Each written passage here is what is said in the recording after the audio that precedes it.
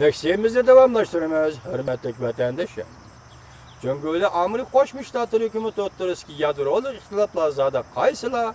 Buning Dovi apandi shunday savol qo'ydi. Dovi Torbetining axborotchilari. Yuanjining javobi bunday. Javob. Amerika Jungo o'rtasida eng muhim yadroviy ixtiloflar masalasi. Diqqat qiling vatandoshim. Territoriya masalasi. Egilik huquqi chetiladigan masalalar. Amerika Qo'shma Shtatlar hukumatiga nisbatan aytganda bu jihatda boshdan oxiri Jungo tarafga yo'l qo'yishni hargiz xohlamadi. Masalan, Tayvan masalasi, Tibet masalasi, Xinjiang masalasi, Uyg'uriston masalasi, hatto Janubiy dengiz va Sharqiy dengizning o'zi ish oladigan masalalar, buning ichida Tayvan masalasi. Misol olsak, biz boshdan yana bir takrorlaylik vatandoshim diqqat qiling. Yuanjining javobi bunday. Amerika Jungo o'rtasida eng muhim yadroviy ixtiloflar qaysilar? Bu masalalar nima? Bu masalalar tuvandikcha. Territoriya masalasi, egilik huquqi chetiladigan masalalar. Amerika Qo'shma Shtatlar hukumatiga nisbatan aytganda bu jihatda boshdan oxir Jungo tarafga yo'l qo'yishni hargiz xohlamadi. Demak, Yuanjing apandi aytayotgan territoriya masalasi va egilik huquq masalasi bo'yicha Amerika Qo'shma Shtatlar hukumati hozirgacha boshdan oxir Jungo hukumatiga hargiz yo'l qo'ymadi. Bu nuqtaga diqqat qiling. Yuanjing apandi da'vatida men demedim. Jungo Pella Akademiyasining tadqiqotchisi Yuanjing apandi shundoq da'vatida men demedim vatandoshim. Diqqat qiling. Territoriya va egilik huquq masalasi bo'yicha Amerika Qo'shma Shtatlar hukumati Jungo hukumatiga boshdan oxir hargiz yo'l qo'ymadi. Diqqat vatandoshim.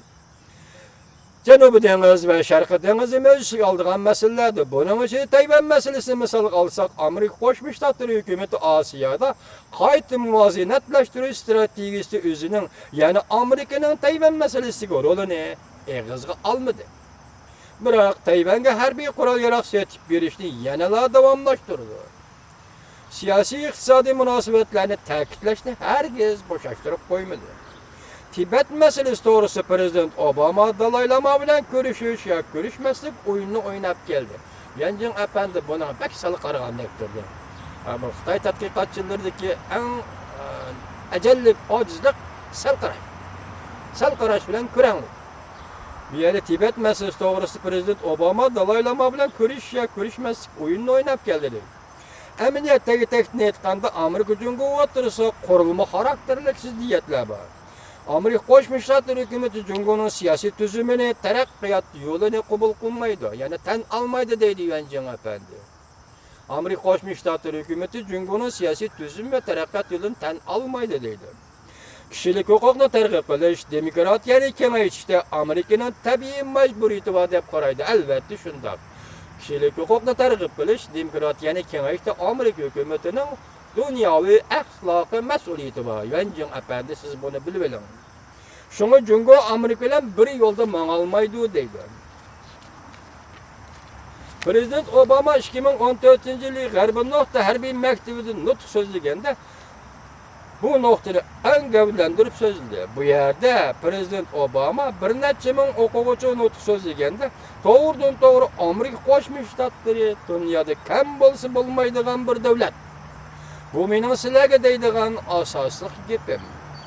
Amerika Qo'shma Shtatlari abadiy rahbarlik o'rnida turish lozim. Yuanjing apandi siz shunday deysam, shunday yetkazdingiz. Prezident Obama apandi ham shunday debdi. Biz ham shunday Amerika Qo'shma Shtatlari abadiy rahbarlik o'rnida turishi lozim. Amerika keyingi 100 yil ichida dunyoga rahbarlik qilish kerak. Bu nuqta qarta Jungo Tashqi ishlar ministrligining javobi qanday bo'ldi? Jungoning dunyo xo'jayin bo'lish g'arizasi yo'q. Tinchlik, taraqqiyot va hamkorlikdan iborat tarixiy iqlimga moslashadi. Bu bayonot to'g'ri gap, mana bunday moslashish kerak. Yuanjing apandi bunday deydi. Xalqaro munosabatlarda kelgusini qiyos qila oladigan Bavlo apandining bor yoki yo'qligini bilmayman. Ko'pchilik Jungo tarixda dunyo xo'jayin bo'lib boqqan.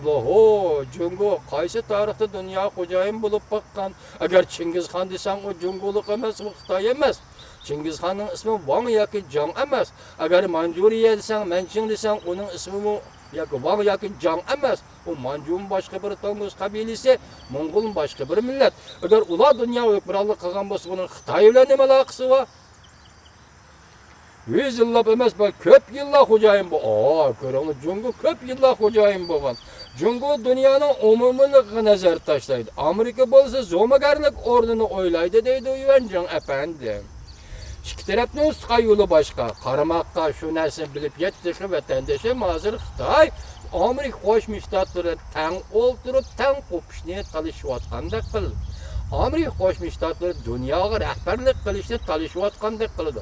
Mening bir og'izli gapim bor. Bir davlat dunyoga hukmronlik qilishi mumkin deyli. Yuan Jing afandining so'zi bilan aytganda, yoki dunyoni boshqarishi kerak deyli.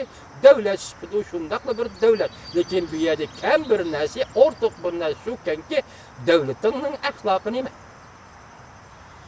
Amerikaning dunyoga rahbarlik qilishi davlat axloqi bor.